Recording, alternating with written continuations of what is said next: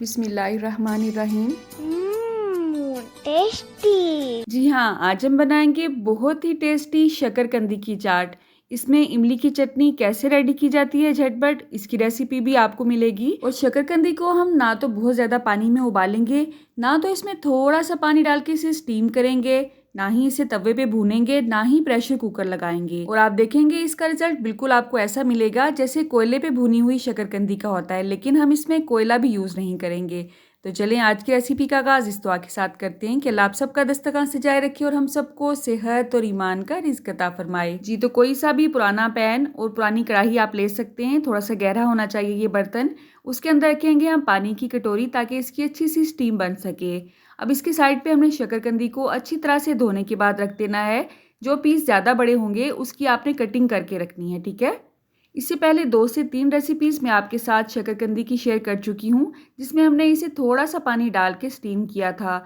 इसके अलावा तवे पे इसे कैसे भुना जाता है वो रेसिपी भी मैं आपके साथ शेयर कर चुकी हूँ। वीडियोज़ का लिंक आपको डिस्क्रिप्शन बॉक्स में मिल जाएगा। अब पहले 2 से 3 मिनट चूल्हे की आंच को हमने तेज़ करना है इसे कवर करके। उसके बाद हमने इसे बहुत ही धीमी आंच पे स्टीम में पकने देना है। इस दौरान अगर आपको लगे कि साइडों से स्टीम निकल सकती है ढक्कन के, तो आपने अच्छी तरह से इसे कवर कर देना है। लेकिन आपने ध्यान करना है कि जो कपड़ा आप ऊपर रख रहे हैं वो साइडों से नीचे आग को नहीं टच होना चाहिए, वरना ये बहुत डेंजरस हो सकता है, ठीक है। तो एक बड़े से दस्तरखान को मैंने अच्छी तरह से फोल्ड करने के बाद इसको कवर किया है। सिक्योरिटी के तौर पे इसके कॉर्नर्स को हम ऊपर कर देंगे ताकि आग टच होने ना पाए। वैसे तो आग टच होगी भी नहीं क्योंकि आँच को हमने बहुत ही स्लो किया हुआ है।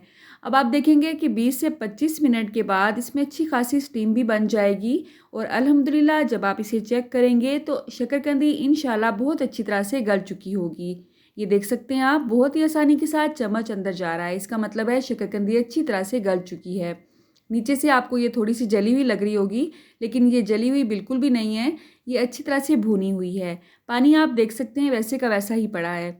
तो अब हम बनाएंगे इमली की चटनी। उसके लिए मैंने आधा कटोरी ली है इमली। इमली अच्छी क्वालिटी की लेंगे तो बहुत अच्छा होगा, उसका टेस्ट बहुत अच्छा होता है। 1.5 कटोरी मैंने इसमें पानी ऐड किया है। अब इसमें अच्छी तरह से उबाल आने देंगे। चम्मच की मदद से इसको हिला लेंगे ताकि उबाल आने के बाद ये अलग अलग हो जाए।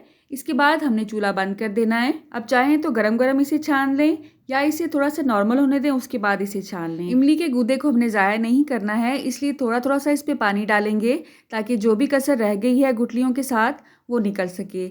आप चाहें तो इसकी जो पॉकेट होती है वो भी निकाल के आप इमली की चटनी में ऐड कर सकते हैं, लेकिन थोड़ी सी मेहनत तलब काम है वो। तो मैंने जस्ट इसे छाना है, थोड़ा थोड़ा सा पानी ऐड किया है, मज़ीद 1 गिलास ही इसमें मज़ीद लगा है, ठीक है।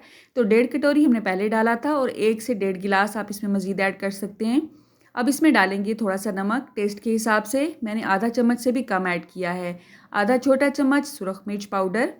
इसके अलावा शक्कर डालेंगे, गुड़ भी ऐड कर सकते हैं, आप चीनी भी ले सकते हैं। 1 छोटा चम्मच मैंने सोया सॉस का इसमें ऐड किया है। इसके अलावा चुटकी भर अजवाइन को अच्छी तरह से मैश करने के बाद हाथों पे इस तरह से इसमें ऐड करेंगे। मैंने इसमें दड़ंगी मिर्च ली है, आप चाहें तो जो रेगुलर सुरख मिर्च होती है वो भी ऐड कर सकते हैं।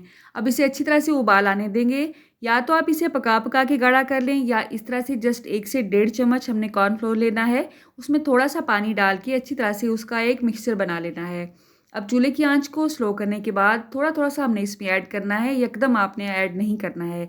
अपने हिसाब से जितना भी गाढ़ा जितना भी पतला आप रखना चाहते हैं इसे ऐड कर सकते हैं, क्योंकि कुछ लोग थोड़ी सी गाढ़ी चटनी पसंद करते हैं, कुछ लोग पतली पसंद करते हैं।